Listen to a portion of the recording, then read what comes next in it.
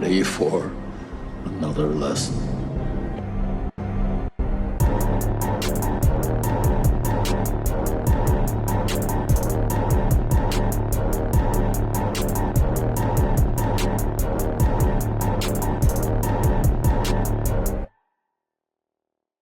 What's up, everybody, and welcome back to Back Row Banter, your favorite casual movie talk podcast. I'm one of your hosts, Adam Schwartz, and on this week's episode, we'll be talking about the movie F1. But of course, before we get to any of that, I'm joined today by not legal Nathaniel Gingrich. My cars aren't legal because they're small and fast and only go on an F1 track. Not street legal, I should say. Not street legal. Yeah. That was more a reference to the fact, and I mean, we'll get to it. A lot of illegal maneuvers in this movie. You know, I as an consider F1 rules fan. Boundaries more than rules. Yeah. Guidelines. Right. Guidelines, if anything. Yeah, Michael Massey might agree too. I'm Sonny Hayes. I don't play. I'm a loose cannon. I don't play by the rules. Sonny Hayes, all in my brain. To the tune of Purple is that Haze. his tagline? Yeah. I need I don't know why that just like in my brain connected F1 with the movie Cars, and like that's a crossover I need now. Sonny That's Hayes like, as a little Yeah. F1 car. Yeah, Brad Pitt. yeah. Queen's fading. Queen's fading. We honestly need to put that on the short list, though. Like, I know we were talking about Pixar earlier, but like, all jokes aside, we need to put Cars on there. Cars is the one we want to go with?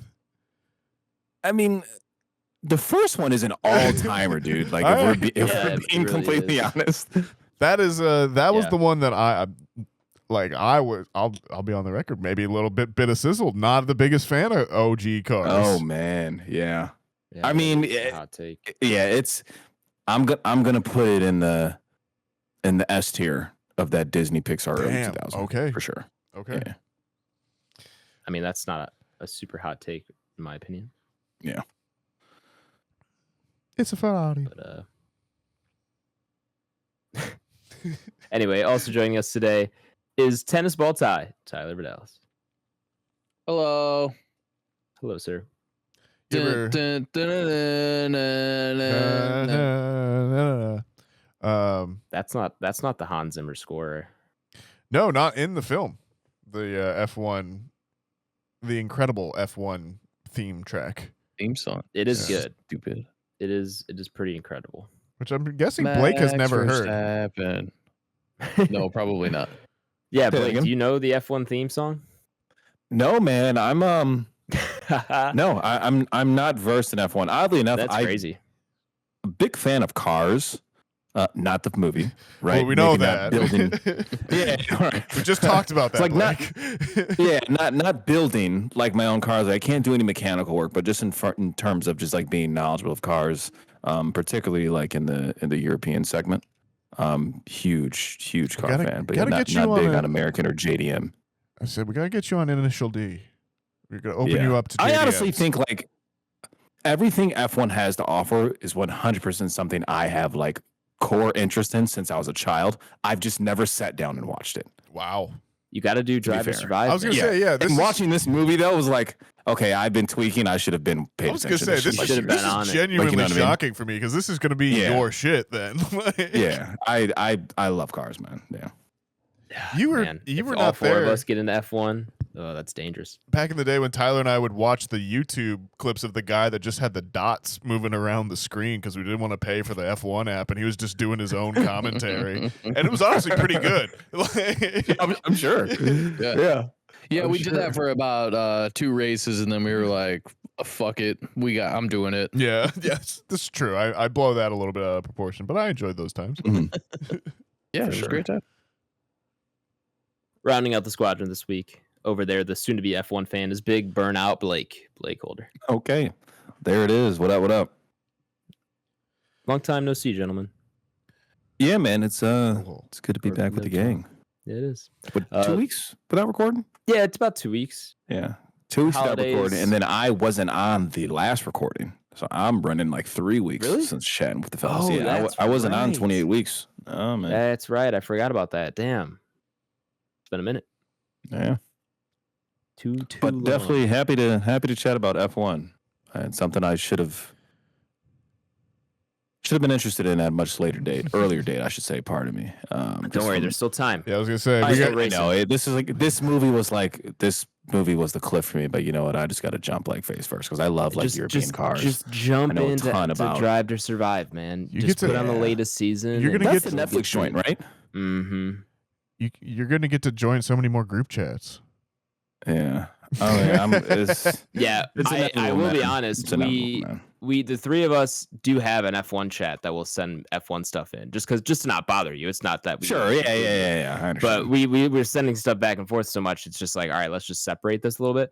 But I'm happy to just start throwing stuff back in our main chats. Because I'm thinking it's time, having on man. It's time. just dip the toe in, man. Just I would say honestly, put on the first season of Drive to Survive because I still think it's maybe the best.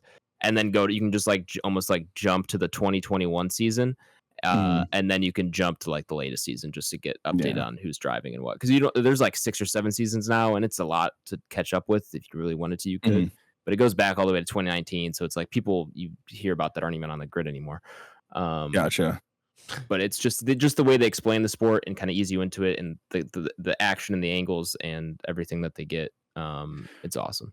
Yeah, so that's going to be the learning curve for me is the nuances of the sport, right? But just in terms of like the background on the different car manufacturers and the brands and how certain engines from McLaren and Mercedes that they put into their different vehicles are derived from F1 engines. Like I know all that type of stuff, right? Sure. And like specs and displacement, but yeah, just never sat down and actually watched F1. But I knew enough going into this, or like I know the names of drivers, right? So like reading the leaderboard or seeing the person in and the being movie, friends with the three of spoiler us or whatever you and want to say, talking yeah. to us on this podcast so much, I'm sure you get a lot of like name recognition. that way. show Like, for sure. Yeah, world. if somebody pops up in the movie, I'm like, oh, I definitely know who that guy is. yeah, You know Max what I mean? Verstappen's very prominent. Yeah, You know, Yep. yeah. There's a Lewis lot of Hamilton guys in there, so yeah, it's Mm-hmm.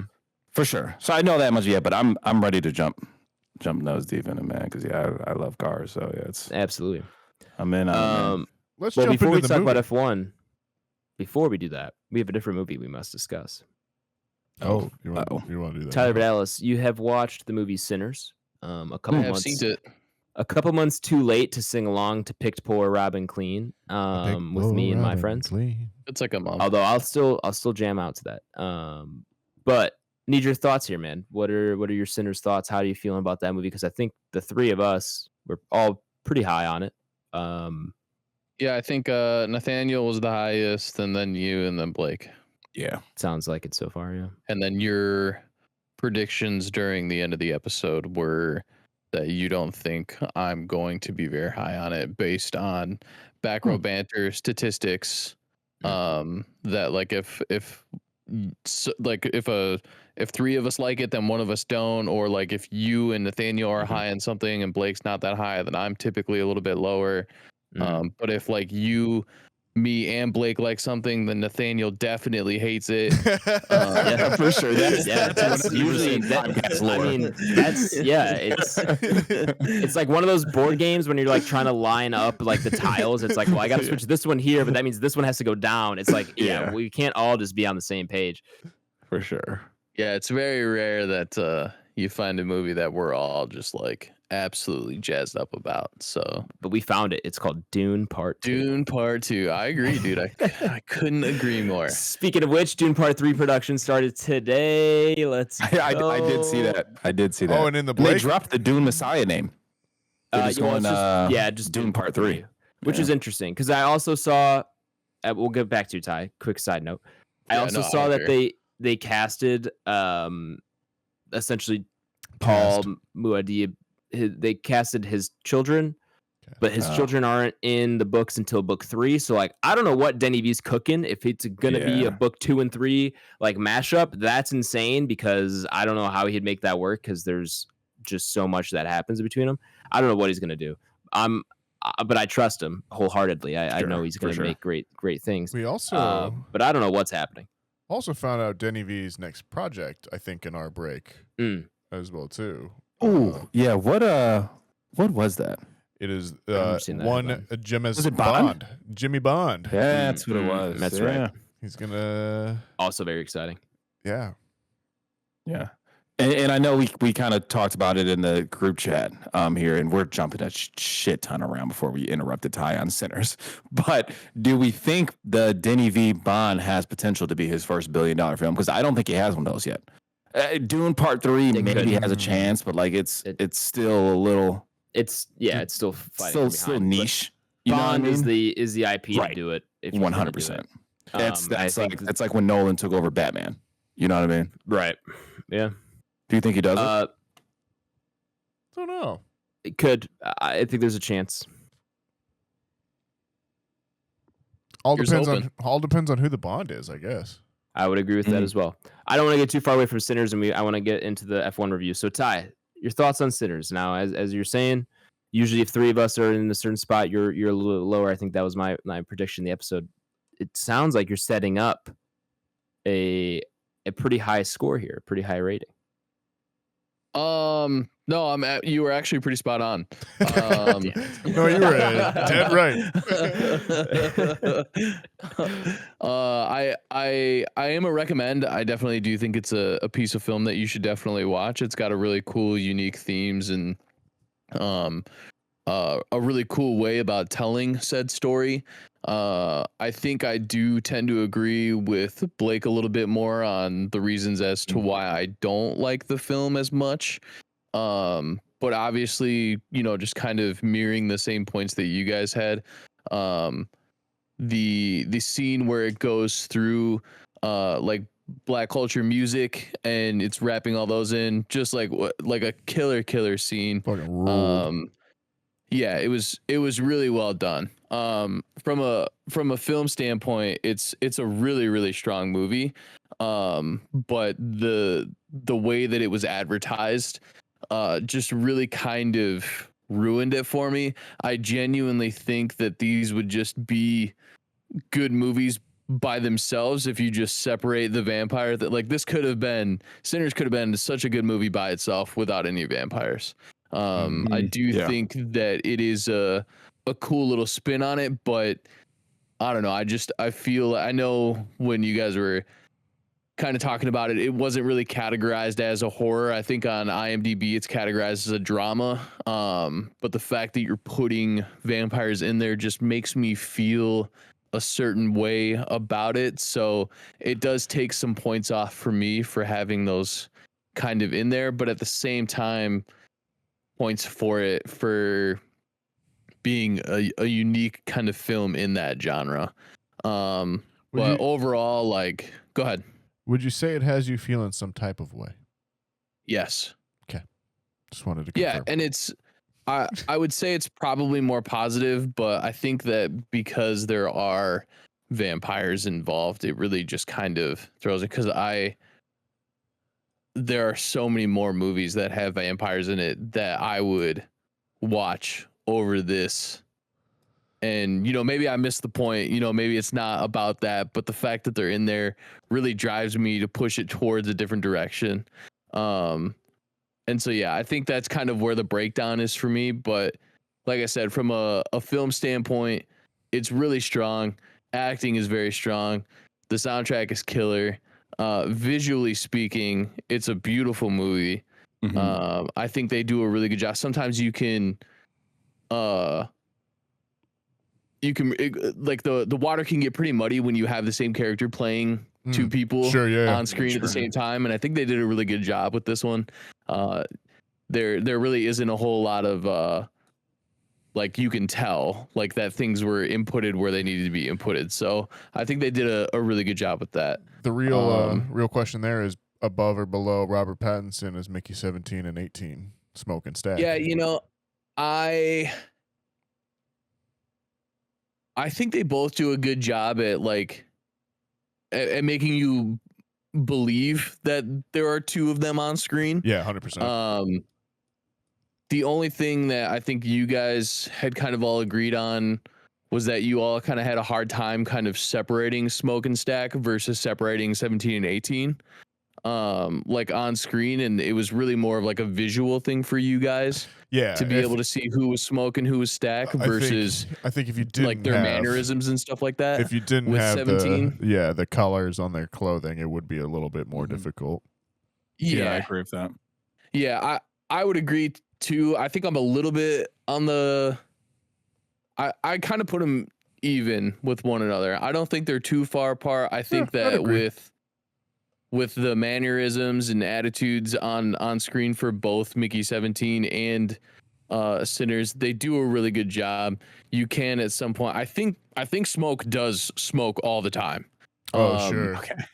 I think he's up in the rafter. He's the one that is kind of leading the whole thing. You can kind of tell he's a little bit more the ringleader. Sure. And I think he genuinely is smoking like 80% of the movie. Sure. So I don't. I think they did a pretty good job. But yes, the colors and the hats absolutely do help the separation, especially early on. You really don't start to kind of see how different they are until later, and then obviously one turns. We're not in spoilers for the movie, but you know, things happen until things happen. Yep. And so shit goes down. Yeah.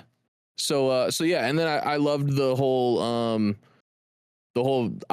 this is like where I struggle because I did love the vampire part, but it needed to be its own separate movie. You guys were kind of saying that like you really want to see a little bit more lore on the vampire side of things, and I totally agree. Like that part really interests me, and I would much rather see a whole separate movie of just the vampire lore and kind of like how the Native Americans were hunting him, and like how we didn't get enough of that backstory. So I would love to get more of that and kind of really dig my teeth in, if you will, there versus kind of what we got where it kind of feels like half-assed of both of them, and they just kind of like put it together. I do think just piggybacking off of that, I have thought about it a lot. I think there is a chance that like a Sinners sequel or prequel or just more movies in this universe could make this film, like the original Sinners, better. Like there's things they could do where if you give us more background of certain aspects of that, like we said, like more background on the vampires and stuff like that. Like if we get maybe even more set up in like a prequel or something, there's things that they could do, Ryan Coogler could do to make this film or that film better potentially, which is not always the case. No, I agree. And then, kind of just like wrapping it up, my last point is I totally agree. I think this was originally Nathaniel's point, but obviously I think everybody was on the same page that this has really kind of turned a new page for Coogler. And if somebody is going to give him a blank check, you have earned that right for me to basically say, I don't care what you're going to make with said blank check, I'm going to go see it. Yeah. So this really has put him in a new set of filmmakers, and I think this has and will continue to elevate him in his directorial career. But yeah, I overall I'm positive, but the mixture of the two kind of drops me a little bit. Okay, I hear you there. So that's pretty valid. Do you have a ranking that you are ready to give, or are you gonna sit on it until we do it later? No, I can give it. Let it rip. I think you guys were at like a 77 or something like that, or like a 73 after all your guys' scores were done. Maybe you were a little bit higher. Maybe you guys were at like 56 or something like that. I remember somebody saying something about Alien Romulus. I'm looking for it. Let me see. We are. Oh, you know what? I don't know if I finished it. I don't know if I saved it onto the list since we didn't have your. That's ranking. okay. You say it in the episode. I can't remember though. For whatever reason I feel like right, somewhere in the 70s sounds right, but I remember somebody saying something about Alien Romulus. So okay. I'm not 100% sure if it got booted all the way up to 50 something or like mid 70s. Either way, unfortunately this is going to fall a little bit for me because I think there are just absolute fucking bangers in the top 100. And and you do have like strong nostalgic highs for me in the top 100 as well. I think Blake had it like right above A Knight's Tale, and I was like, oh my god, you guys are crazy. Not that this isn't a good movie, but like that one has like strong nostalgic, ties for me. And then I really do love how good Alien Romulus is in comparison to like Alien and Aliens. Like there's such a strong tie for all three of those movies for me together. And then you have things like Spirited Away, Red Line, and so unfortunately I'm gonna be a little bit lower than where you guys were at. I do have to put this below probably one of my favorite vampire movies, which is Blade. So this is gonna have to go at 109 for me, but you guys were all pretty strong on it, so I think it'll end up somewhere pretty close to like A Knight's Tale, or even like above like Guardians or somewhere in there. So we'll see. I don't quite remember where you guys had it, but given your guys' scores, I don't think it'll drop it like crazy. But for me, I have to put this below Blade. Yeah, that's right. fair, and I think that average, to your point, will turn out to be in that 70s range, because I think I was the lowest on it by a pretty wide margin, putting it at like 90 something or whatever it was, 88. So yeah, I think it'll still get its rightful ranking, because yeah, that is a movie that's done it's done a lot of numbers in the box office, and a lot of people For really sure, like that and it movie. deserves it. Yeah, for sure, I agree. We always talk about original thoughts and original IPs, and we got one. So, hey man, good breakdown, brother. Cool. Yeah, sorry if it was a little bit long, but No, No, I'm no, happy it's to all hear all good. your thoughts. I wanted Definitely to get give them all it in. it's Absolutely. rising stars, and you guys obviously it's deserving of it for sure. put in a good episode with it too. So Yeah, I don't know where that final ranking is going to be. I'll try to put that in the entry list. So if you're curious where the final ranking goes, check the episode description. You have the link to my Letterboxd where you can view the entry list for yourself. But with all that being said, let's get into F1. Nathaniel, if listener hears you, or maybe they've just forgotten, can you give them a rundown of how our review segment works? I won't give him a rundown. I'll give him a sprint down. be a run up. There you go, like the sprint Run up. down, a quali. A quali. Let's get a quali. Flying lap, if you will. There you go. Yeah, so if you're new here to Back Row Banter, perhaps you've just forgotten. Maybe we have, because it's been off for 2 weeks. The way it works here at Back Row Banter is we split into 2 sections. There's the spoiler section, then there's there's the non-spoiler section, and then there's the spoiler section. There's the qualifying, and then there's the race, if you will. Yeah, in the non-spoiler section, we'll go over the movie itself, who wrote it, who directed it, who's in it, how we feel about the IMDb summary, which we'll go around and talk about on the through the squadron, which is all 4 of us. Yeah, from then on, it'll be spoiler time. If you don't want to have anything spoiled for you, check out, but check back in for when we come back from spoilers, which will be in the show notes for you. In the spoiler section, we'll go over any big spoilers or any big plot twists, that sort of thing. But yeah, even if you don't want to have anything spoiled for you, like you said, come back in and see where we rank it up on our Entropy list, which is our big list of everything we've watched on the podcast ranked. With that being said, Adam, tell me about F1, the movie TM. Yes, I think you kind of have to reference it as F1, the movie, just because of the naming, but everyone knows it as F1. That's what I'm going to be referring to it as. This is a new movie, of course, rated PG-13 with a runtime of 2 hours and 35 minutes, which I thankfully saw before going into the screening, because one of my friends did not, and they were like, how fucking long is this thing? And I was like, I'm ready for it. I don't care. It's got an IMDb rating of 7.9 out of 10. It is directed by Joseph Kosinski, who is returning to the podcast, formerly in the form of Top Gun Maverick, which was widely regarded as a rather good movie. And he's also Tron Legacy and Oblivion, 2 other fan faves, I would say. Is Tron Legacy? Yes, happy to have him.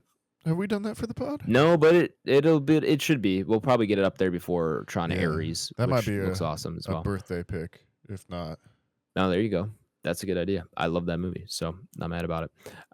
It is written by, let me pull up this full list here.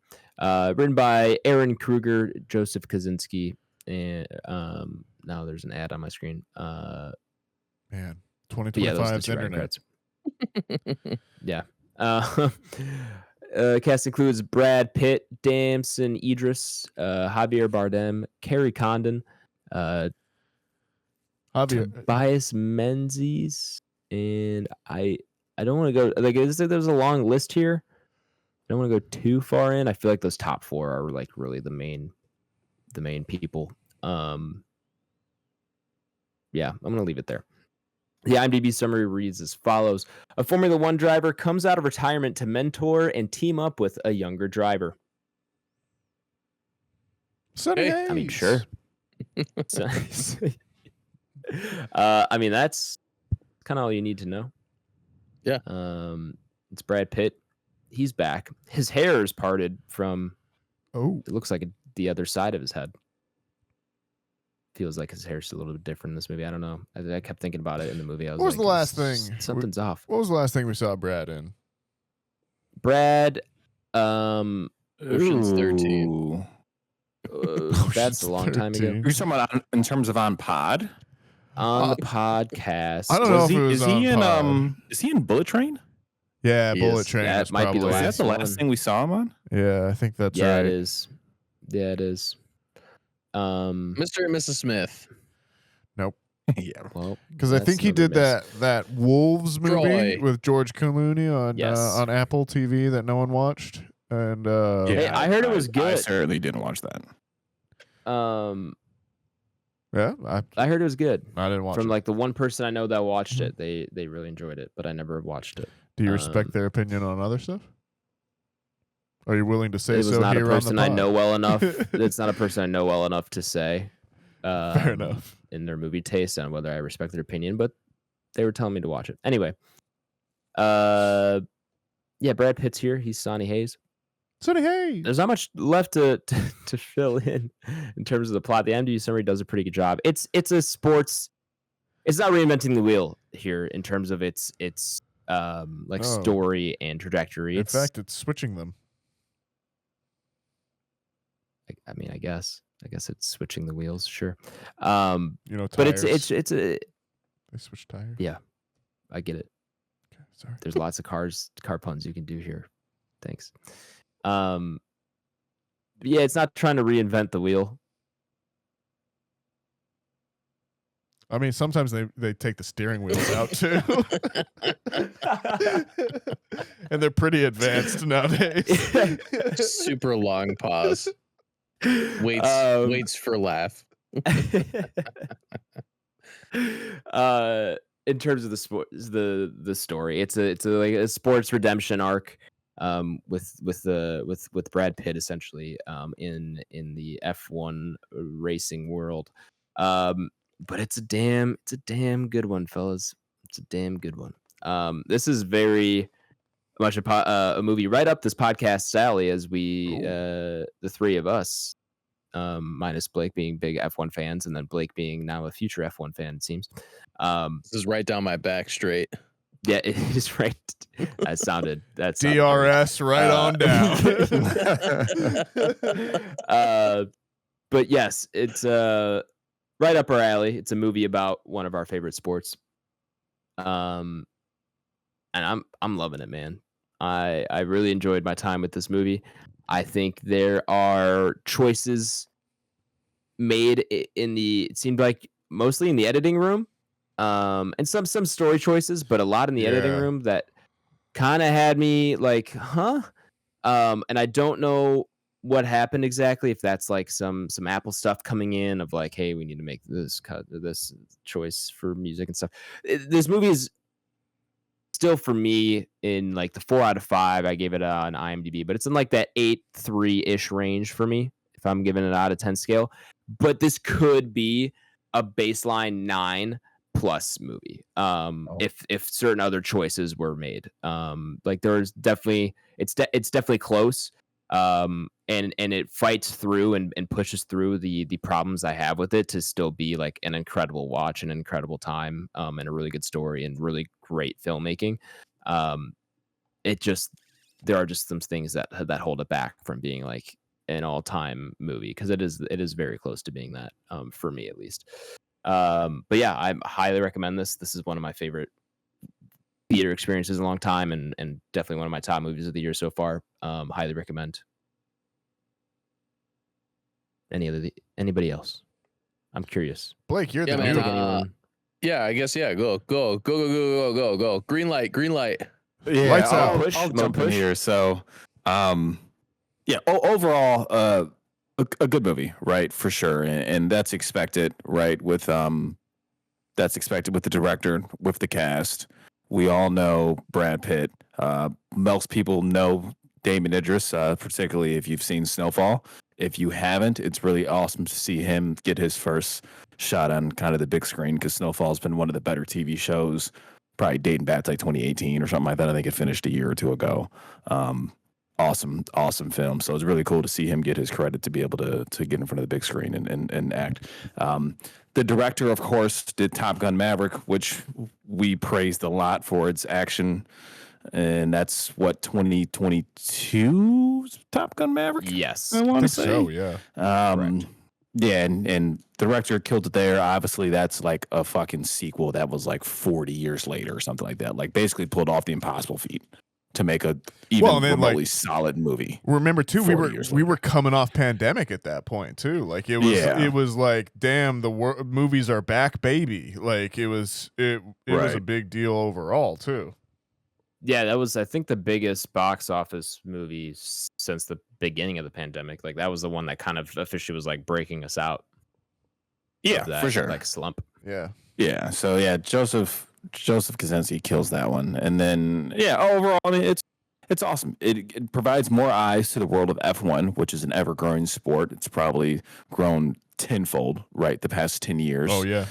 So it provides more viewers into that, and the dedication and kind of the hard work that goes into that, where a lot of people, if you're not familiar with the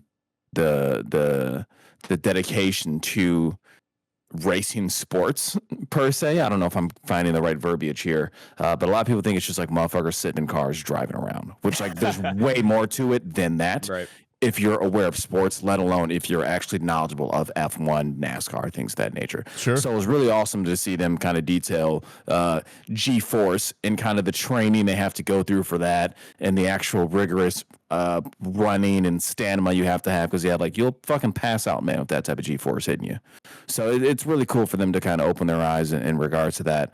Yeah, outside of that, I mean, it's cool. If you like cars, it's cool. The F1 cars are awesome. Obviously, you see all the brands. You see your Mercedes, you see your McLaren, you see your Ferrari, you see all those types of things.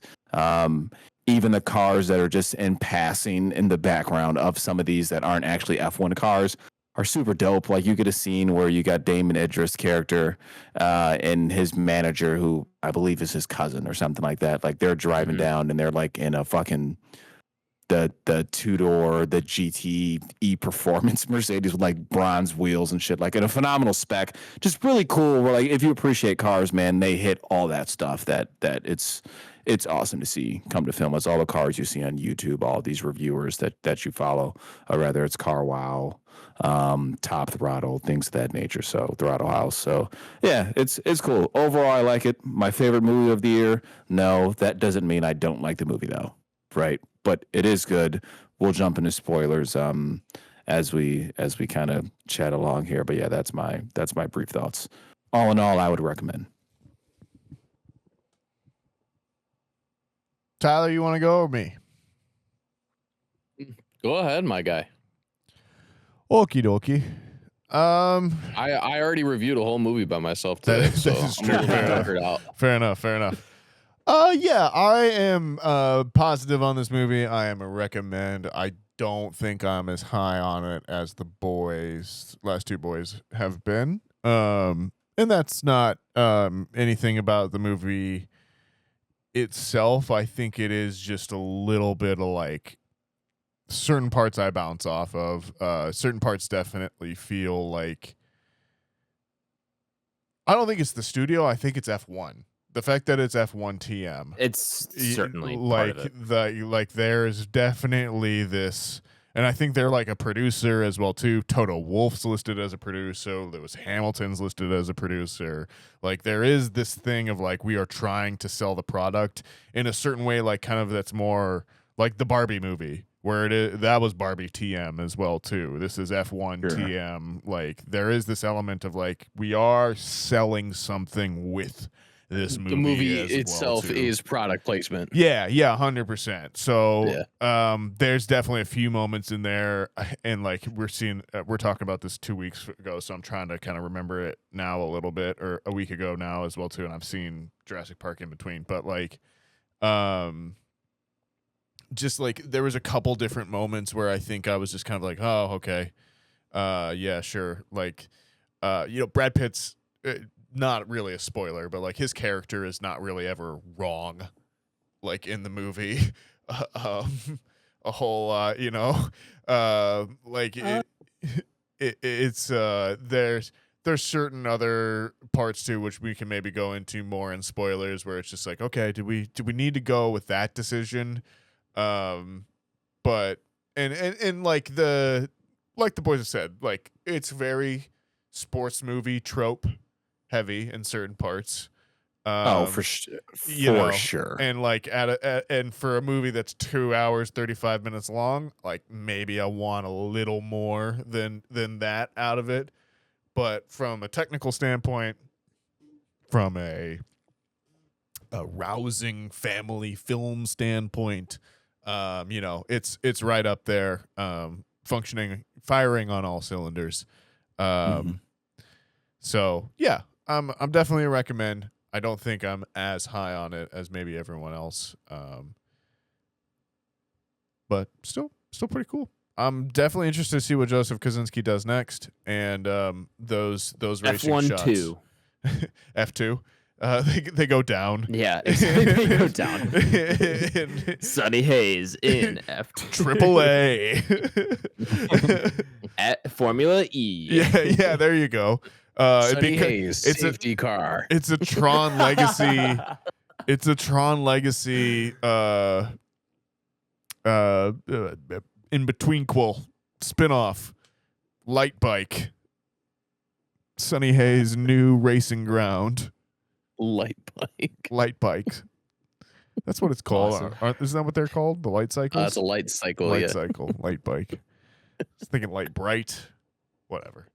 Anyways, Tyler, tell me what you're thinking before spoilers. Yeah, obviously based on what I said earlier, if the other two like it, Nathaniel's not as strong, I bet you can guess where I'm gonna be. But I definitely like this movie. I think it's very easily consumed by the average person, which I think will bode well for it. Real quick before I get too far into it and I forget, I'll tell you my wife's thoughts. It is 2.5 hours, and she don't like 2.5 hour long movies. So she said that could have been sub 2 and she would have been happy. And then she thinks Brad Pitt is too tall to be in an F1 car, but he Also is fair. 5'11". That's Ocon's 6'1". He's the biggest, isn't he? I was gonna say him and Hulk are the biggest. That's a so skinny he's 5'11", so too. he's not, he can be in there. It's not quite like you need to, and not everybody is Yuki Tsunoda. No. Where it's basically putting like a Lego person in a full size car. Sure. I don't think Alonso is very big either. Like a lot of those guys. Yeah. He might be somewhere right around like 5'10", 5'11". He's jockey don't height. think he is. He is jockey height. 5'5". Yeah, dude. But I think No, Yeah. legitimately. some of these dudes aren't big. He's 5'7". Oh, for sure. There's Yeah. a lot of Yuki, I shorter think, is like gentlemen in there. 5'5". Yuki's like 4'1". He might be. But Yuki's a flyweight. yeah. But as far as my thoughts go, I definitely do correlate this with Maverick quite a bit when people have asked me as far as how you kind of get the fighter pilot shots in a car. Yeah. So I definitely think that it's a good correlation to have. Obviously, those were some of the strongest shots and more memorable shots of a fighter pilot movie that we have seen on record. So this definitely follows that. I think this is going to be kind of changing the game of how we shoot cars in movies, and really kind of elevating that process. So I'm excited to kind of see how that technology carries over to other movies that have cars pretty heavily involved in it. So props there.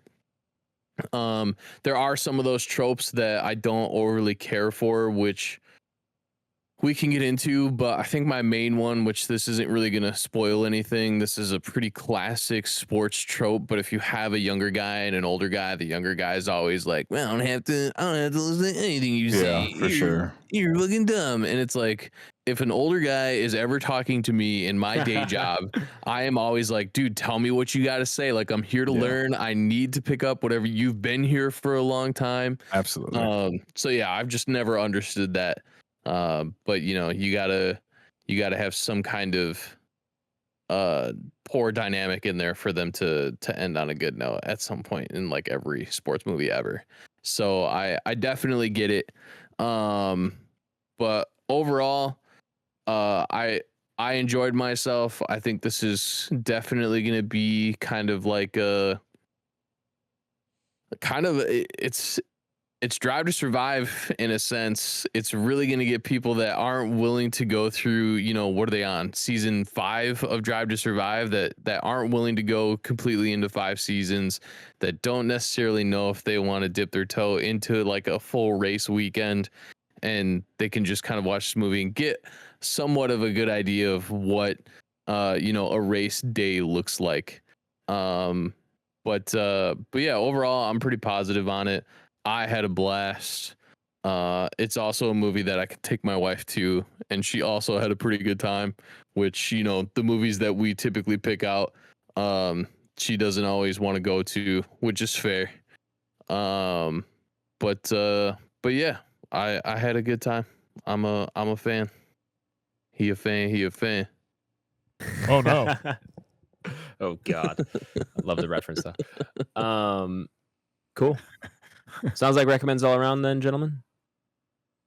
Yeah. Yeah. I'll recommend it. Yeah.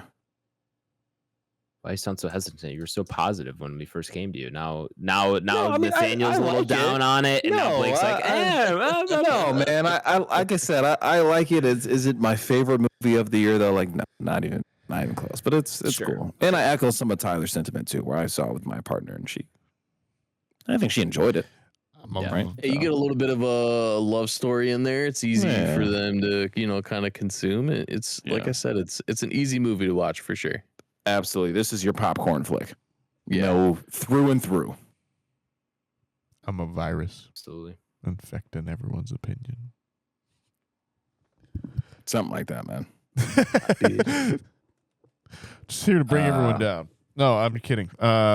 This is I mean, it's the movie of the summer so far, I think. Like there it's What? thriving. Oh, of the summer? Okay, yeah. It's like Numbers you know, wise, I don't summer- think yeah, we'll be able to argue that, right?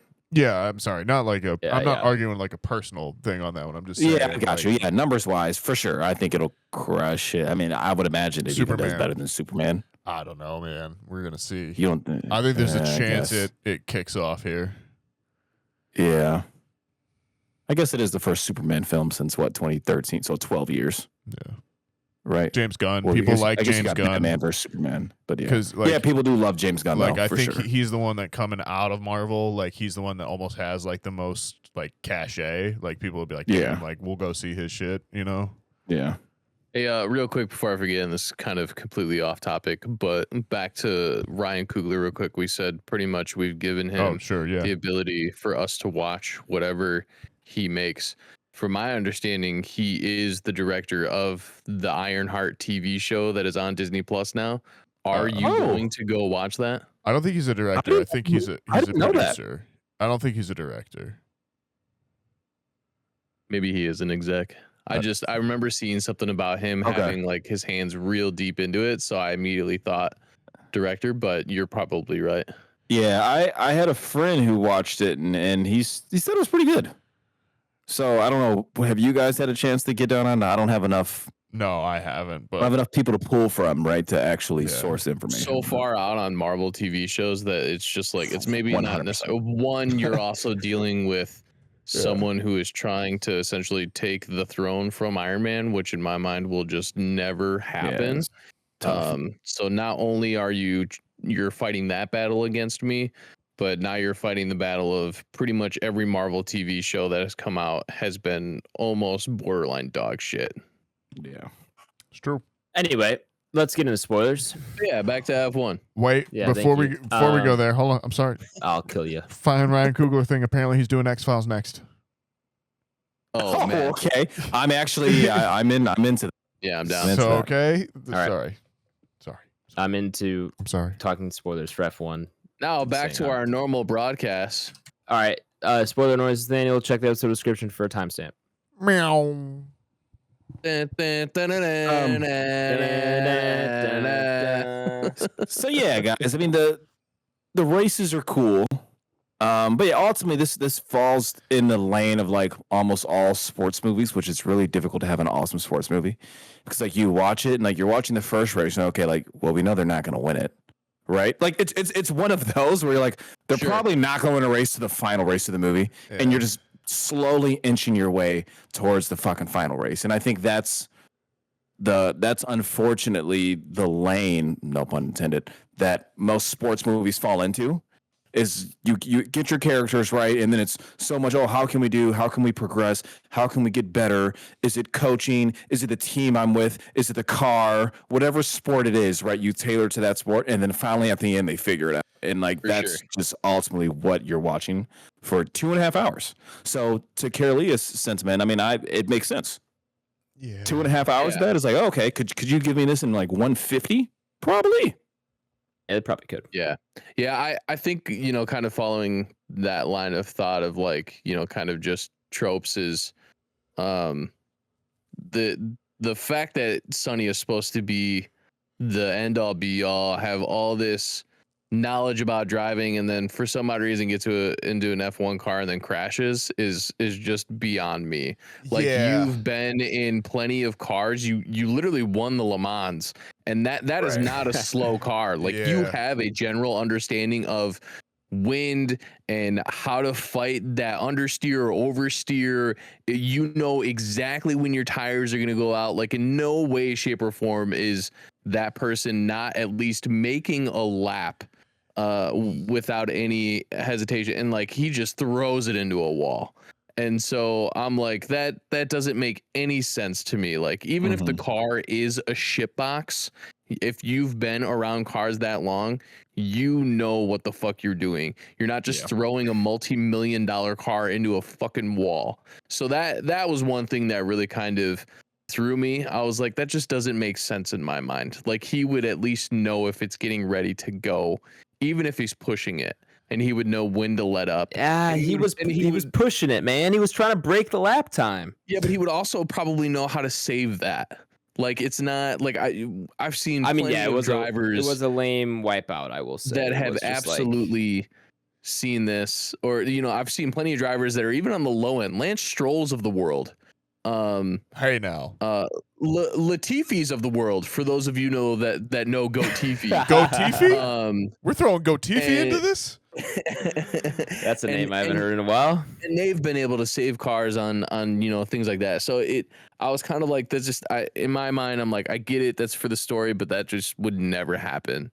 The other thing too is the amount of penalties that are man not penalized.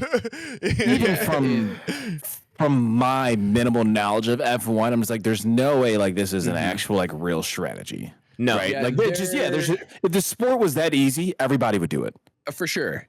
And there's so many factors at play. Like you can't just break for sure a wing and then you can't place that debris on the track.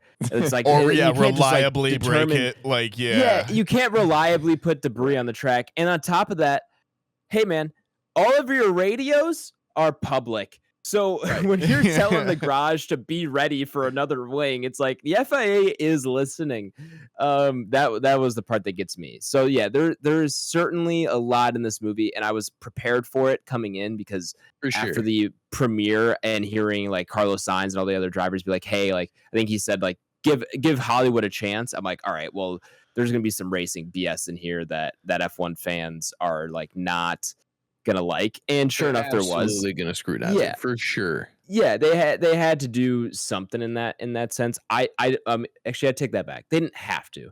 I think they could have gotten out of that kind of plot hole or plot loop, whatever you want to put it. Like I don't know. They didn't have to have them breaking rules and my biggest thing around my biggest thing around that is you have clearly stated that the car is a piece of shit. Then have it be about the aerodynamics that we find out later that they're playing around with to cater the car to how they drive or how, like that's the part that was cool to me is, you're seeing the testing process happen. You're seeing the timeline of how long it takes for parts to get to the car. And then you're actually seeing it on track. But the fact that we have to go through this whole penalty thing, it's like, I'm like, the car is obviously a piece of shit. That's what he's here for. So like, let that be the problem, not, and like let the process of that being the solution, not him fucking making the sport just like a mockery of penalties for them to be able to climb his way up into a victory. Yeah, I couldn't kind of agree more on that one. I think that was more or less my biggest kind of maybe issue with the movie summed up, was that like the Sonny Hayes character functions as this like sort of power fantasy for the middle-aged male who's like it is this like no, but genuinely it's like this like my experience is so varied and so wide that like I'm brought in and I have something that I can offer that these other people aren't necessarily seeing, and it is this different experience and that side of things. And like, yeah, I get it, and that's cool, and like Brad Pitt sells that because of his charisma and everything like that, and like I want that from fucking Sonny Hayes. I want the guy playing fucking with cards and putting one in his pocket and like, going out there and seeing the world differently, and he's raced all over the world, and like that's a cool character, right? But if we're gonna make it F1 and we're gonna call it F1 movie TM, they should have gone the money. They should have gone the Moneyball route. Make it the team that is that was building it, and like we get the old guy because he's the guy that no one respects, and like we bring it in, and like the car is built because in a certain way that no one is thinking about. You make it about building the team with the little money we have, because that's kind of the other cool part of F1 is the giant disparities between Red Bull, Mercedes, McLaren, and Haas, Williams stuff. Like, and if you want to tell that story, that's fucking wild. But like, that also doesn't,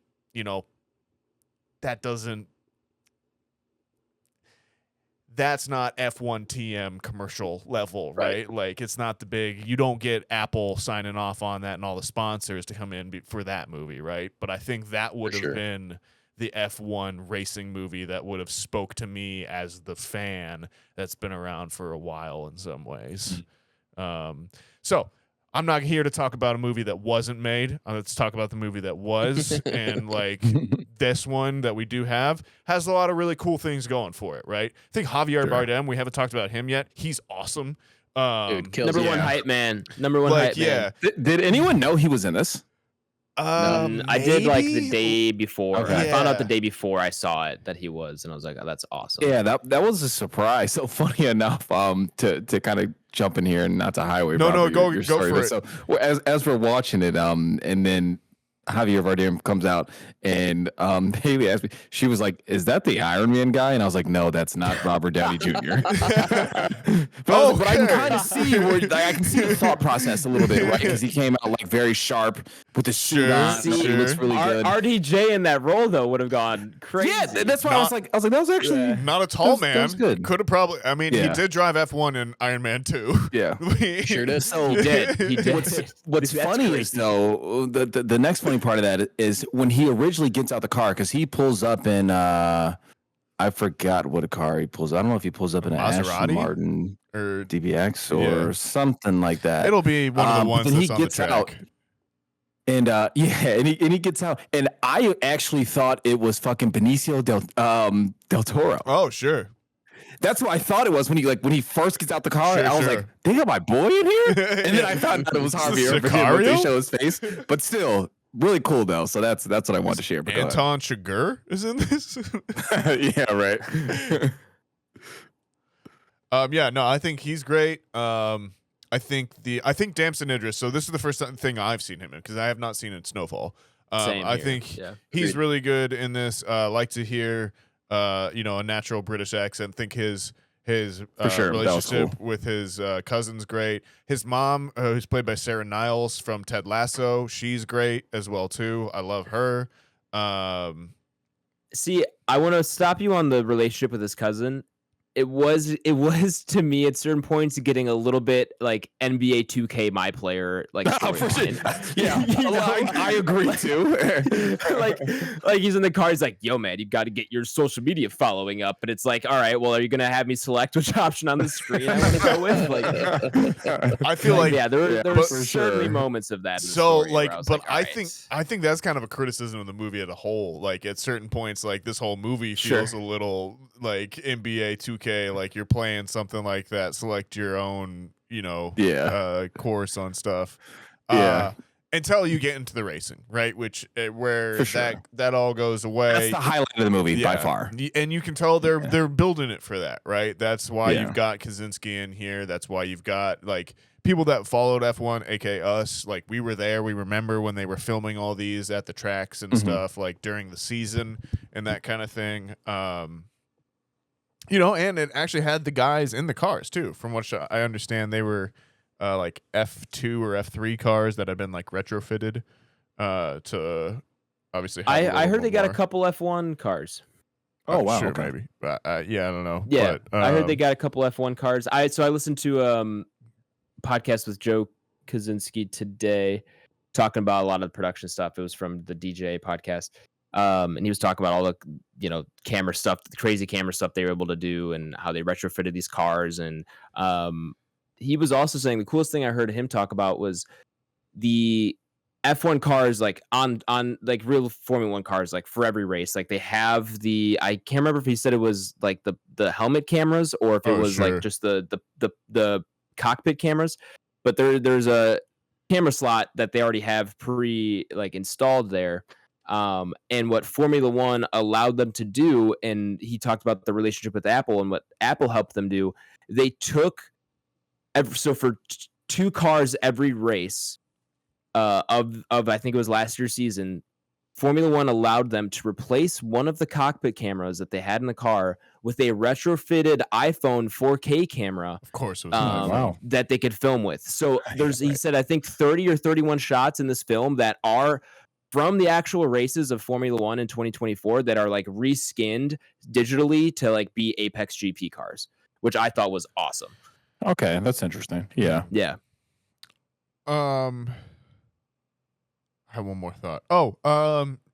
Shout out Carrie Condon. I think she's great in this movie as well too. Shiz. I from the trailers, I was actually really apprehensive about the relationship that she and Sonny Hayes were gonna have in this movie as well too, because it felt almost more like they had a relationship previously, and it was like she'd worked her way up, and then like they were like almost meeting again kind of thing in the trailers, whereas this it felt much more like they were meeting on the thing, and and like I felt like she has like real person actor face, where like she's like she's obviously beautiful and like a Right. gorgeous actress, but like you're also like, oh, I could see you in real life and be like, oh no, you're an actual human.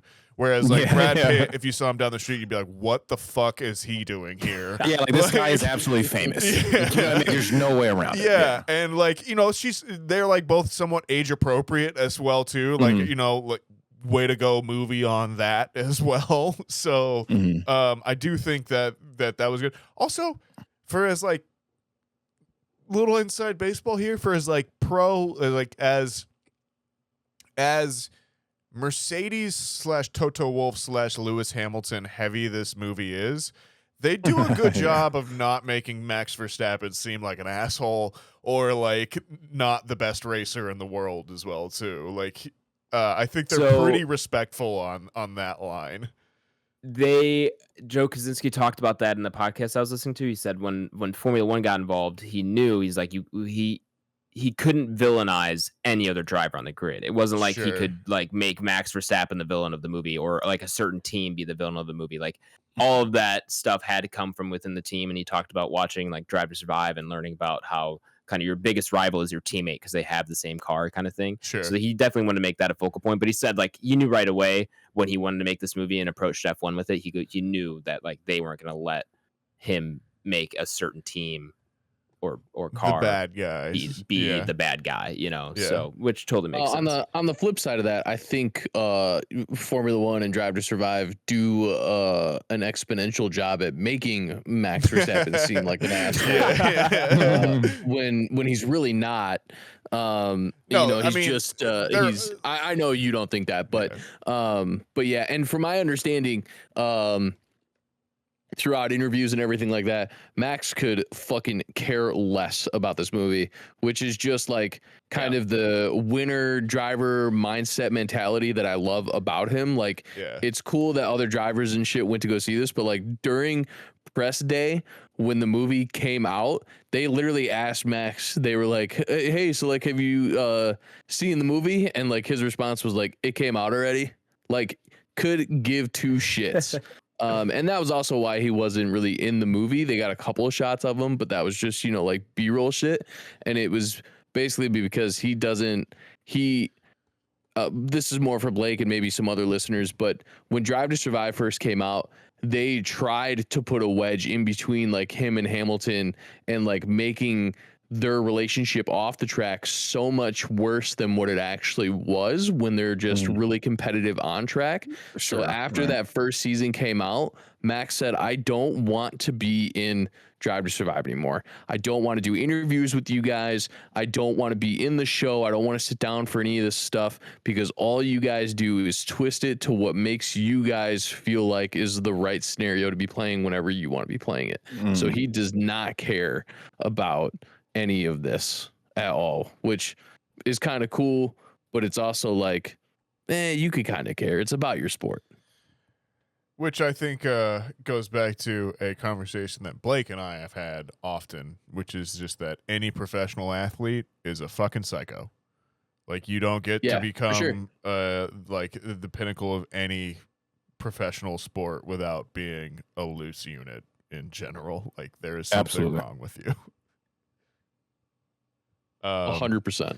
Which again, like, I'm not going to hold it against him. I'm fucking happy that he is out there being a loose unit. I want them all to be. But like Max, the loose unit per step. But like, you're not a normal person to do F1 and like, I'm not going to expect you to be, especially to be like as successful as like him and Hamilton have been. I will say, Hamilton does have this incredible way that he humanizes himself to like the normal person, and he just always constantly has like this humbleness about him. Like he truly is and will go down in history as one of the best drivers, if not the best driver to ever come through the sport. But he just, you could tell, like, even if you were just like see him walking down the street and you were like just excited to see him, he would genuinely like sit there, give you an autograph, You know, like he's not above any of that. Whereas like on the flip side, you do get to Max. He'll still sit there and do autographs and stuff like that, but at some point he's gonna be like, I'm going. It is time. Yeah. So Then you've got Kimi. What is Kimi Räikkönen? what is Max Verstappen? Is he French? No, he's Dutch. he's Dutch. He's Dutch. Dutch. Okay, I was trying to figure out what he is. And And what's his dad Lewis is Hamilton? I super assume he's Dutch. British. He's English, British, Yeah, he's UK, Britain. Okay, I figured. UK. And then there's Kimi Räikkönen, who won't answer any Fuck. questions. Just show up, race, leave. Dude, what a fucking just a different type of human. The Finns. Yeah. There were some music beats in this movie that really had my head scratching. I don't know about you Ed guys. Sheeran, baby. Sure. Yeah, I don't know. There's so many songs that I just was confused by showing up here. Also, I mean that added to the NBA 2K player experience. Was like That's all the actually a house- very funny way to refer to this movie. Dude, and that's how it can't felt. unsee it now. For He's sure. though. kind of Like, absolutely, accurate, it's though. Lee No, McGuy of like, yeah, that's pretty That's spot excellent. on, man. Yeah, Yeah, that's for for It sure. really is.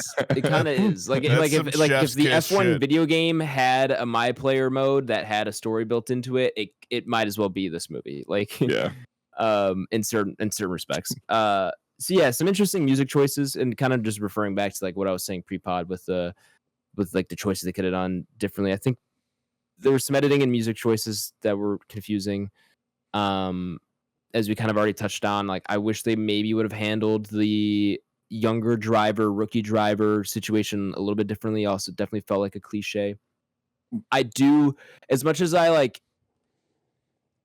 don't mind and kind of somewhat enjoyed like the romance and the chemistry of Brad Pitt and Carrie Condon's characters.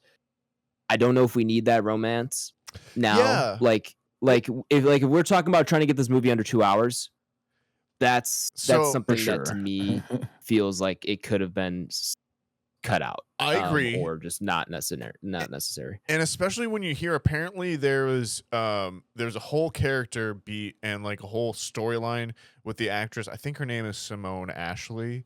I might be wrong there, but she's from Bridgerton, and like Oh, I also saw a stuff. headline on this or something. Yeah, like, and she had like a whole, I think, romantic subplot with the Damson Idris character, and that was completely cut as well too. So, okay. like- right before they started shooting too. Yeah, so like if we're gonna like cut that stuff, like and kind of keep the other like that should be, I feel like, again, like indicative of like, okay, yeah, that's an area we can cut to get this in that 150 Yeah. mark. I forget who said that, but that's a perfect time, Ryan, I think, for this movie. The other thing I come back to was Yeah. there's 2 crashes. Both of them crash. We don't need that, boys. Like, like from a timeline perspective, I didn't need the Brad Pitt like second crash reveal that he's fucked up, and then he keeps racing, and then goes to Baja, where Yeah, I it was seems gonna say like you is and I very... had lunch and we talked about this, and he was like, you know, if you blow your back out, you're gonna go blind, and then he like gets in a truck that's predominantly made for going over jumps and like fucking up your back. So it's like, Yeah. why the fuck would you go there? Yeah, that was where I was a little bit like, all right, this is starting to feel its time as well too. Yeah, Yeah. Yeah. So there could be some things to be cut out. Because I also like part of me feels like a lot of people saying the romance is forced, and I see what they're saying and somewhat agree with it. I don't think it's like the I worst didn't- thing in the world. And I it's didn't hate certainly it. been- Like I I didn't hate said, it. I thought To- it was very genuine on screen. I like their chemistry, and it the only thing that feels wrong about it is that they're on the same team, which would probably never happen. well, Like, that would that's probably never just like happen. a But also conflict of interest. can't like I liked the storyline. One thing I liked that this movie did was it definitely, in terms of like Formula One, gave you a better sense of like the team. Like it's not just the driver. I do You have agree. the engineers, I you do have agree. the pit crew, that they try to give a character kind of throughout the team, which I do really enjoy. But I think that point, it almost feels like it's lost a little bit when like your character, who is the female race engineer, and she's worked her whole life towards this. Like, that's a cool storyline. Like, let that lie there. That's like, where let you her make just be the female race engineer who worked her ass off and is being Yeah, doubted. right. Like, let that be her storyline. That's where you make don't it have to Moneyball. make love her interest. the romance. What'd you say? I said that's where you make it Moneyball. That's like where you make it that's Moneyball. that's Yeah. another part of it where you like she's the Right. one, right? Like she didn't cost Right. us anything. That's where like she's out there and she's got something to prove, right? Like that's again another thing. Should have been Moneyball. I'm sorry, but No, I'm with you, man. That was a little disappointing to me because I thought that was a really that's a cool character to have. That's a cool thing they're trying to do with like building like the team chemistry and building it up as a team sport. It seems Um, an easy thing to have cut for in favor of something else that would make the movie more streamlined for like and maybe more cohesive overall. But what are you gonna do, right? Yeah, I mean, as we said at the beginning, this movie's not trying to reinvent the wheel. The steering wheel. I think it was just The you that steering said that. Calm down. So yeah, I mean, I get it. I think this movie was subject, as we kind of already touched on, with a lot of oversight from Formula One producers, whatever it is. Apple. So I think Apple too. And So- Warner Brothers is like who Maybe. released it. I don't know. Yeah, that kind of sounds right because I don't think Apple's got a good release. Yeah, I think it I was don't know. Warner Brothers, if I'm not mistaken. But Could be. if I am, correct me. Regardless, I understand why they had to play this a little bit safer, but it is just at the same time a little disappointing. But there's talks of a sequel, and if that happens, I'm feeling much better about them getting more creative liberty with what they take the story with, or what they do with the story. And Do you call Tom Cruise? you call Tom Cruise. Stop it. Well, wasn't there? I saw some line that Kaczynski or Brad Pitt or whoever didn't want Tom Cruise in the F1 car because he would just crash it himself and hurt himself. Okay, fair enough. Fair enough. Which probably would happen. He would. Yeah. He would probably try to take one of those cars to 200 and break a corner. He would go into a wall. All I'm saying is, if Sonny Hayes needs another co-pilot, get Cole Trickle in there from Days of Thunder. Apparently, Brad Pitt got to So drive. that was my other movie that I referenced when people were like, "What's it like?" I said, "Have you ever seen Days of Thunder?" And they would either say yes or no. Most people probably say no, but I'm like, it's literally Days of Thunder mixed with Maverick, which is funny because those are both Tom Cruise movies, but this is a Brad Pitt movie. And so if you're ever wondering, yes, two Tom Cruises do make a Brad Pitt. But that was the other movie that I referenced very strongly. Yeah, I need to see Days of Thunder. But one thing I was going to say, apparently Brad Pitt got to drive the 2023 McLaren. Oh, Yes, he Their did. actual And guess car. what? He didn't fucking crash. He didn't crash it, and he said he touched a 197 was the highest he got. that's too fast. That's pretty cool. I thought that they would, anytime the driver's in that car, they'd like cap it at like 100. like they're just trying to get some cool shots. Like I didn't think they'd actually let them just full out go. And I'm sure when they were actually filming, that is mostly the scenario. And that was probably just like a practice lap. Whatever. I think That's if still somebody was like, "Yeah, dude, you can send it," like no, I know. no holds barred. Like it doesn't matter if you crash. Like we're cool with it. I think I'm That's- fucking sending it, dude. Like Oh, I am too. 100%. Those things are pretty plenty safe. of people at this getting point. crashes. They Mhm. always walk out. Yeah. I think I'm fucking just Yeah, with the pushing that Halo lap now, as hard as I can. I'm doing a 100%. warm up lap, couple warm ups, maybe getting the fuel for like turns, get some heat into my Mhm. tires. But after that, put me in quality mode, low fuel, on softs. I'm fucking hammering that bitch. Yeah. I'm Roman Grosjeaning that thing right into a wall. Oh Jesus! Oh, no, well, they brother. did incorporate that into the movie too. We didn't even talk about that part. Which is if you haven't seen, if you don't know Roman Grosjean, that's a bad reference to make, I guess. Anyway, my last thing I want to say, because we are running long on time here. I did like Us? the opening of the movie. Felt very reminiscent of 9 Days, where they're showing like the like vintage video footage Okay. of his crash, and that's kind of how the movie started. I don't know what it was. That was drawing parallels there. There's not a lot of parallels to draw there, but felt to me very reminiscent of that, of like the VHS style camera. And the fact that they kept going back to that, I liked a lot, and they kind of building it. And that was just to me like a little bit of a fun intro to be like, hey, like look at F1, in the quote unquote glory days of when, one or two drivers would die every season. Like that's, For Oh yeah, for watch those of you Rush, that have- everyone. I was so Rush is I great. was gonna Blake, say, for watch those Rush. of you that have seen this, are you taking this or are you taking Rush? I'm watching taking this. Rush. I'm watching Rush. All I don't even day. know what that is. Rush is Interesting, Chris Hemsworth interesting. and dude, I don't remember. Daniel forgot his name. Bruhl. Thank you. Hmm. It's And they play real life it's- racers that's- from the what's the 70s. story? James Hunt Niki and Lauda and Niki James Lauda. Hunt. That's right. Okay. Rivals from the 70s. Good dude. movie. It's great. It's a it's genuine. And what's in good. theaters, or that's like a streaming joint? It's That's out that was like 10 It years was ago. in theaters, but it is older. Okay. I got you. 2013. Yeah, it's a- 2013. Yeah, around there, a little over a decade ago, I would say. Really good movie. I think the Looking good. on track camera work is leagues and bounds better in this movie. Technology. Yeah, technology for Story's sure. So, but way that better in Rush. story's way better in that one for sure. And it's a true story.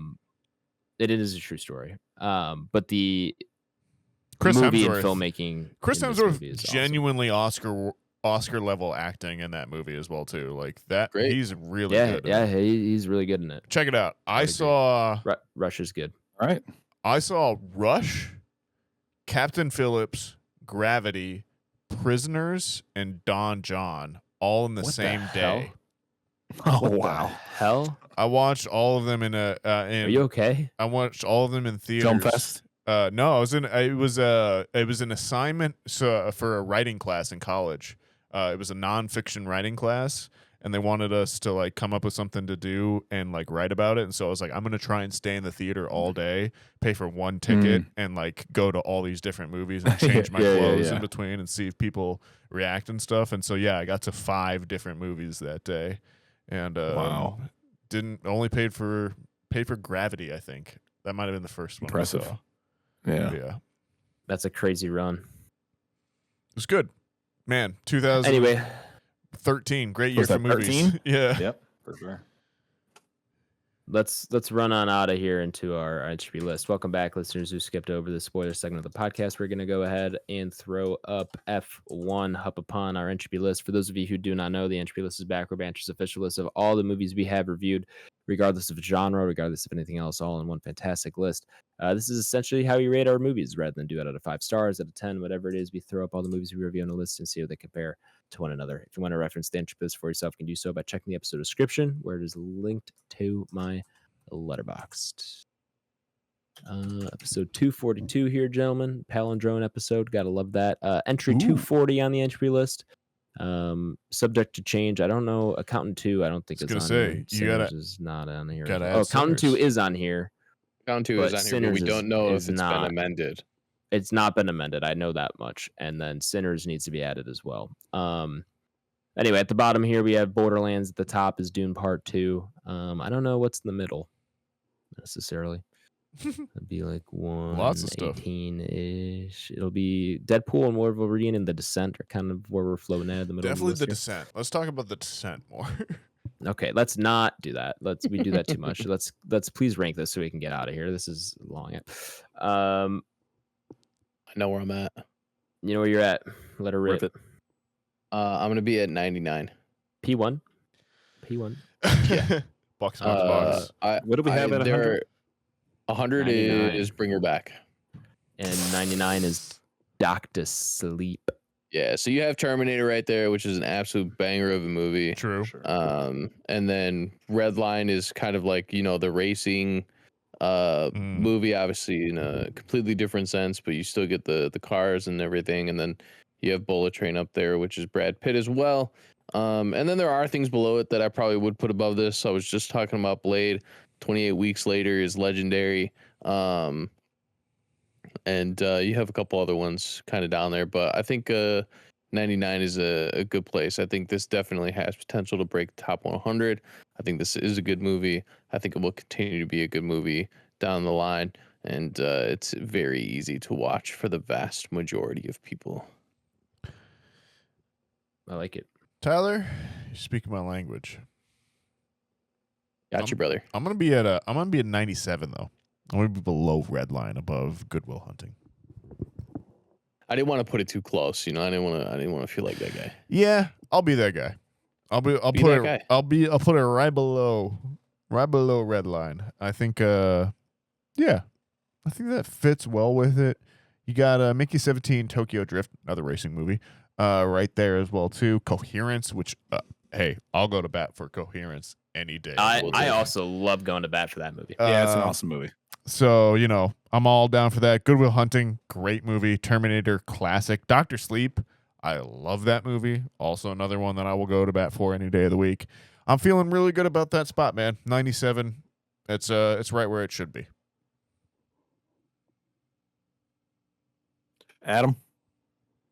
I'm caught in a bind here, gentlemen, because Mickey 17 at 95, but then which I would put this just below, but then also Warfare at 80, which I would put this above. So I'm having trouble here in terms of like my 2025 ranking. But I think as I look at the list as a whole, I think I'm gonna slot this just below American Psycho at 78, above Boys in the Hood, below American Psycho. Just not dramatically higher than the other gentlemen who have already ranked. But someone's got to push this thing over the line, and Warfare gets it. I think it's worthy. Huh? How did Warfare get to 80? That's all I'm saying. Don't know, don't care. Once you actually look at our list, you realize like how powerful an 80 ranking is. What the fuck, man? Yeah, you look at it, you're like, oh, that's pretty high. I mean, there's I don't plenty care. of That movies movie's on pretty here awesome. that we constantly are looking to. As a movie, I straight up shit on. Like, I don't know where it would be if your ranking was removed. Like the three of us, I don't know where we had that thing. Probably in the top 10. I was gonna say because I hated that. Probably would have pushed 30 something, 30, 40 something. Yeah, like looking right around where I was, like one of the most forgettable movies is The Power of the Dog. Like what even happened in that movie? I feel bad It's a about good that movie, one too. Like I definitely do good feel movie. like I pushed that one higher. It's a good movie for sure. Where's that at? 102. Okay. I put it Let's above stay on Warfare. topic here, though, gentlemen. All right, yeah, I'll try to get us back on path here. So yeah, I'm thinking on my rank. I'm kind of in the same ballpark as the group here. Oddly enough, I may end up being the lowest on the actual entry list. It's just kind of hard to pinpoint things you want to attack. That being said, the things that are actually throwing me for like I'm in the low hundreds range is kind of what I'm looking at. The thing that's actually throwing me a fit right now is like 28 Weeks Later. Cool movie. I think this is a better film than 28 Weeks Later. Right? So that's throwing me for a fit, as well as Nightmare Alley, like relatively forgettable. I think people Power are of the sleeping Dog. on Nightmare Alley, man. I think that Dude, was fun. that's a movie. I honestly don't even remember what happened in that movie. Yeah, talk about you guys are gonna shit on Power of the Dog. Let me shit on Nightmare Alley. For I don't even remember I think a both of you, single scene. I remember one scene from that movie. I think both of That's you would watch it again and be like, "Damn, that movie rules, though." One of the movie sucks and is way too high. La La Land. That's an excellent point. All right, can we please just rank F1? All right, so yeah, bouncing around here. So yeah, 28 Weeks Later throws me a fit. I'm kind of looking at the low hundreds, and Wakanda Forever. Ultimately, I think I know my answer. I like this more than Wakanda Forever. I like this more than Power of the Dog. Whether I'm with you, Paid in Full, District 9 is kind of debatable. I absolutely love Bring Her Back more than I love this film. I think Bring Her Back is one of the better horror films we've gotten in years. It's a good movie. Where I don't think this is one of the better popcorn summer movies we've gotten in years. I guess if that makes sense, trying to compare apples to apples. Fair enough. But I think I'm gonna have to split the difference between enjoying this more than Wakanda Forever and Power of the Dog and liking Paid in Full, District 9, Blade, and whatnot above it. So I think I'm gonna go ahead and I'm gonna throw it at 105. So I'm gonna go behind Paid in Full, above District 9. Paid in Full is a great It's funny. movie. It's funny because you say low 100s, and I'm immediately thinking like Blake's gonna put this thing at like 180, 190. Yeah. No. Lower. That's I was gonna say, but that's just because it's lower on the list. Yeah, I but see what you're saying. technically Oh, it I is see a what you're low saying. I see what you're 100. saying. Yeah, I see what you're saying. Yeah. That's funny. But yeah, so that's my ranking. But totally agree with you, Nathaniel. I think Paid in Full, District 9 are like two movies that are pretty darn good and like quietly getting buried. Yeah. District 9 is awesome, man. Really, really love District 9. So Listen, guys, we're not here to talk about other movies. Adam's gonna get pissed off. We got to get this thing moving along. I am. So what is that? What does that give us for an average? It gives us an average of 94.75. So we put it at 95 below Fast and Furious Tokyo Drift. Oh, that's and fair. above, That's and fair. above Mickey 17. Somebody like there's a car person somewhere out there who's rolling in their fucking grave that we have this below Tokyo Drift. It's like insanity. That's not that crazy. It's partially But me. they get a Donkey gonna Kong say- reference though in I was Tokyo gonna Drift. say, Which, do they have Thank you. a Hulk branded Scion? yeah, right. All right, fellas, let's get on out of here. That's our review for this week. Next week's review will be the movie Superman. You've probably heard of him and the movie that's coming out. It's a big deal. Check out Superman and then join us for our review next week. Let's get on out of here. Follow us or we'll share the podcast first and foremost. Share with a friend, a family member, fellow racing aficionado, enthusiast. While you're doing that, follow us on Twitter, Banter Row, YouTube, or Back Row Banter. And our email, if you want to send us one of those, is backrowbanterpod@gmail.com. Nathaniel Gingrich, where can the people find you at, my man? They can find me on Twitter no, they can't find me on Twitter. Twitter's done. Been gone. X'd out. Letterboxd. It's called X. You are right. Letterboxd and Blue Sky. NS Gingrich. I'm over there. Instagram, Nathaniel G92. Tyler.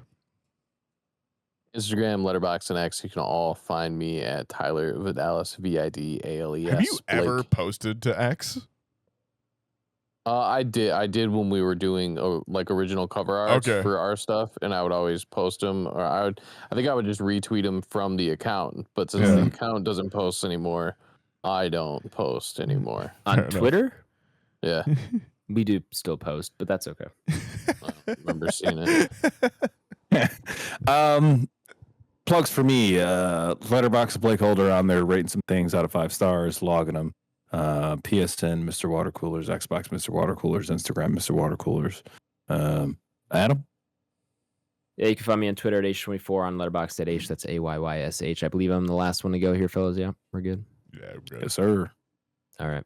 Well, thank you all for listening, especially if you made it this far in the episode. You're my favorite type of listener, and we really, really do appreciate it. Join us for our review of Superman next week. We'll be RB.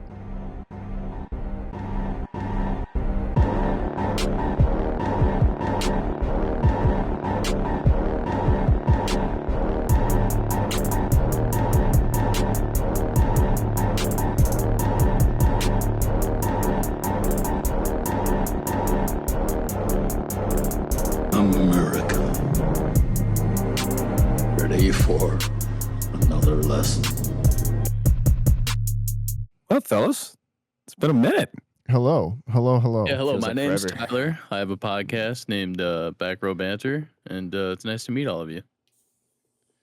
Pleasure to meet you, Tyler. Hey, Tyler. I'm Nathaniel. I have a podcast called the Sandpiper Tapes.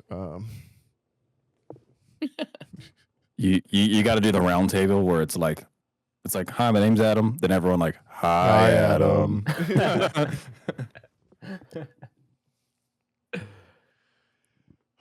Fish are friends, not food. Yeah, I've grown a beard since the last time we had a podcast together. You've been growing a okay. beard. Yes. And have Adam, for I a heard while. you quote Finding Nemo. Are you actually watching that right now? No, I've got the Cubs game on in the background, Oh. but it felt like I don't know. Is that Don't Finding Nemo or they do Shark that? Tale? No, it's Finding Nemo. Okay. But How dare don't they you. do that in that scene where he's like, "I'm Bruce," and it's like, "Hi, Hi, Bruce." Bruce. Yeah, they do. Finding Nemo, a fucking clutch movie. We should get that on the pod. That's probably one, like, once Sick you turn it movie. on, I will be able to quote that, like, scene for scene, Yep. line for line. Like, my little brother rinsed that movie. Okay, so do you think it's one of those where you turn on Finding Nemo and you can quote it more than you think? Oh yeah, 100%. Right? Yeah. Okay, sure. yeah, because I haven't seen that movie in it's been a while. I'd have to caution like 5+ years. Oh, it's probably I could been quote 10 the years movie since I very watched well. it, but like it's. Yeah. I'm telling you, my little brother just like every day Buried that all bitch to the day- ground. Yeah, but it's deep in there at this point. For sure. Yeah. Yeah, that's awesome. Except for the first I like only saw 5 Finding minutes. Dory once though.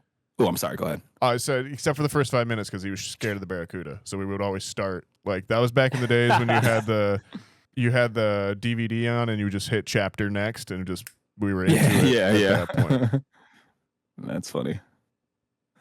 How many times you guys seen Finding Dory? I think Quite a just few. once for me too. Dude, I honestly, think too. I've only just seen it one once time. actually. I don't know if I've seen it since think theaters. I think the first time I saw it was with Tyler. Like I think we watched it in the apartment one time when Leo was over. So That that's would make sense. and so Tyler said he's seen it a few times. Oh yeah. When did that come out? 16? Oh no, 17? 17 or 18 because I want to say I was working at the store. I was at Best Buy at that point. Like, I remember it I think coming I was out in college. I want to say maybe 17. Ooh, It was 17 before I feels was right. in college. I'm almost Yeah, positive. it's probably my I think it was last like year of my college. senior year of high school. So Yeah. 2018, Okay. 2019. 17, 18. If only we had a Yeah. machine that could tell us. Yeah, if Yeah, only. right. No Too- kidding. Too late. Somebody's got to Finding invent one of those. Dory AI broke is it. 2016. We were all 16, by wow. a little bit. Yeah. Yeah, I've only seen it one time, man. Tyler, what were Yeah, you going I've also back only on? seen it Were you once. just going back on like Disney Plus, like COVID days? No, Leah and I are just fans of Disney, and Okay, I will die on a hill that is one of those sequels that is also very good, Yeah, and it's just one we go back to. yeah, It's a yeah. very good movie. I need to get back to it, man. It was good. No, well, I mean, all that throws into effect the fact that like Pixar had a movie come out 2 weeks ago and we didn't fucking like. Who? Yeah, what movie was after Soul Man, the Pixar quality I feel like has just I don't know. Well, They no, lost- no, they- no, they ex- no. They had No. Inside Out 2, Yeah, which Okay, we all that's praised fair. very well. and it crushed. Yeah, I for think it sure. did. It did It a billion. But No, it's but the biggest. It's the well, it did $1 billion, but it's the biggest animated movie of all time. I think. Till Yeah, earlier this year, maybe wasn't there one already? Or a sequel or something. I know don't Jurassic World is killing the box office right now. Good for it. so is F1. I like both those movies. Yeah, I don't know. I Criticism. don't know what you're thinking of, Nathaniel, in terms of animated this year. You lost me. There was something that came out like it was Inside Out 2 until something came out recently. Maybe I don't know. Maybe I'm thinking of something coming out soon. Was the Mario Brothers movie before Inside Out 2? Because like Yes, that it probably did was. fucking ridiculous numbers. That Okay, did so do then ridiculous Inside Out numbers. crushed it. Crushed Super Mario Brothers. Oh yeah. Yeah, I don't know, man. I don't know. You're gonna have to pull that one Yeah, up. I am. Trying to get Yeah, to I know. So Tyler brought up Jurassic World, which I don't even know the name. What's the newest one? Rebirth. Jurassic World. Rebirth. Yeah, didn't realize Scarlett Johansson was the lead in that. It is. She Mhm. is. Yep. Did not notice that. So I went on Reddit the other day, and it noted she is now the highest grossing actor/actress of all time 'Cause she in got terms all of all the- the movies she's been in. She's got all the Marvel joints, of course. That'll do it. Yeah, and she passed. Who did she just pass? I always think Zoe Saldana's got to be a sneaker That's who it was. That's Yeah. exactly who it was. because That's who she just passed. It's Avatar and Marvel and Yes. Pirates. Like she's yeah, she's so that's exactly who she passed. yeah. And obviously, she's going to reclaim that back once Avatar 3 comes out, sure. right? Within like the next year or two. So, yeah, but Isn't impressive. Is that this year? It's I don't know. soon. I think it might be. It is. It's Is it December really? this year. Fuck, Wow. man. Yeah. Boys, we are gonna have a, Since the Way of Water is what, 23? 22? Yeah, it's already. That's what I was gonna say. It's already been 2 years since Way of Water, which I think was 23. 20, Okay, so, like- 20 well, no, it would have been December 22. Fingers. No, Way of Water was like a summer release. No, it was December. It was No? December. Yeah. It was I'm December way 22. off. It was cold Mhm. because I remember I went with a couple of high school buddies and we were outside and it was extremely cold. Really? I'm way Um, off then. yeah. Okay. Yeah. For December sure. 19th, 25 for Fire and Ash. which Okay. there's a teaser trailer out. I'm not watching it because I'm Please just gonna don't. watch the movie. Fuck no. But Guys, fingers crossed. that's We're gonna exciting. have had a podcast for 2 Avatar movies. What the fuck? that's crazy. yeah. Who would have thought that in 2009? yeah, right. Right.